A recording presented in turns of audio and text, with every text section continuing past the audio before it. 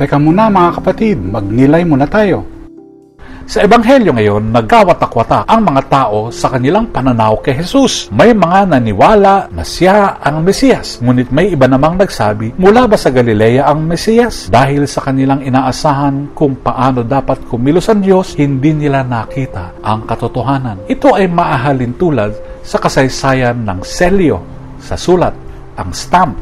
Bago ito naimbento, mahal at mahirap ang pagpapadala ng liham dahil nakabatay ang bayad sa layo at bilang ng pahina. Kaunti lamang ang may kakayahang makipag-ugnayan ng madali. Ngunit nang naimbento ang selyo noong 19th century, naging abot kaya na ang pagpapadala ng sulat. Kaya mas maraming tao ang nakapagpahayag ng damdamin at nakapagpanatili ng ugnayan sa kabila ng distansya. Ganyan din ang pananampalataya. Noong una, maraming tao ang inaakalang mahirap mapalapit sa Diyos, na ito ay para lamang sa mga banal o matatalino. Ngunit binago ito ni Jesus. Ginawang bukas sa lahat ang biyaya ng Diyos, kasama ang mga makasalanan, mahihirap at tinatakwil ng lipunan. Sa kabila nito, tulad ng nangyari sa Ebanghelyo, marami ang hindi siya matanggap dahil hindi siya ayon sa kanilang inaasahan.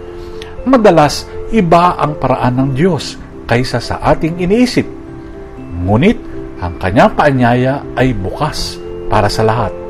Kailangan lang natin siyang tanggapin, gaya ng isang maliit na selyo na may kakayahang magpadala ng mensahe sa malalayong lugar.